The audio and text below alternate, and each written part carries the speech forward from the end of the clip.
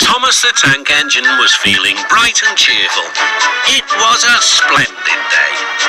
"Good morning," he whistled to some cows, but the cows didn't reply. "Never mind," said Thomas, "they're busy with their breakfast." Next, he saw Bertie. "Hello, Bertie.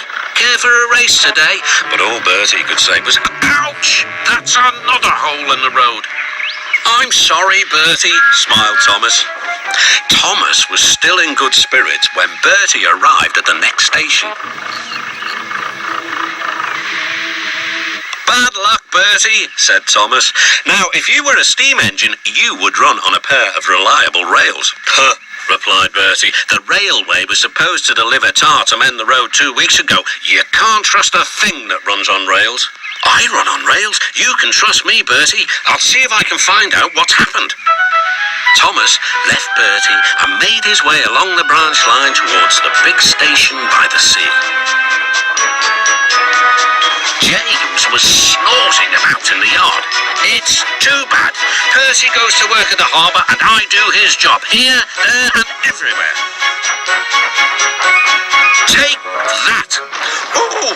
groaned the trucks. "Just you wait, we'll show you." Gordon laughed. "I'll tell you what, James, if you pretended to be ill everywhere, you couldn't shunt trucks here or go to the quarry there, could you?" "What a good idea," agreed James. "Look, here comes Thomas. I'll start pretending now." Thomas was sorry to see the engines looking miserable. "Cheer up, it's a beautiful day." "Yes," grumbled Gordon, "but not for James." "What's the matter?" "He's sick," replied Gordon. "Yes, he is. I am," stuttered James. I don't feel well at all." "Don't worry," said Thomas kindly. "I'll help out if you're ill." Gordon and James sniggered quietly to each other. Some of James's trucks were coupled behind Thomas, and he steamed away to the quarry. The trucks were still cross. "We couldn't pay James back for bumping us, so we'll play tricks on Thomas instead. One engine is as good as another." But Thomas didn't hear them. He collected all the stone from the quarry and then set off back to the junction.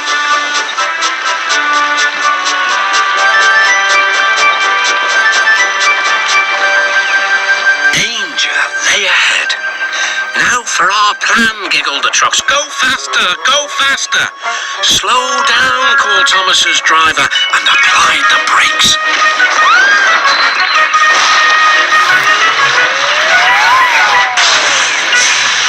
Poor Thomas stood dazed and surprised in a muddy pond as a toad eyed him suspiciously. "Bust my buffers," muttered Thomas. The day started so well too. Duck pulled away the trucks, and Edward helped Thomas back to the junction. Suddenly, Thomas remembered about the missing tar. He told Edward all about it. "That's strange," said Edward. "A truck full of tar has been left at my station. That must be it. Driver will make sure it gets to Bertie now." Later, James spoke to Thomas. "I'm sorry about your accident," he muttered. "And so is Gordon. We didn't mean to get you into trouble." "No, indeed," spluttered Gordon. "A mere misunderstanding, Thomas. All's well that ends well." Just then, Bertie arrived. He looked much more cheerful. "My road's being mended now."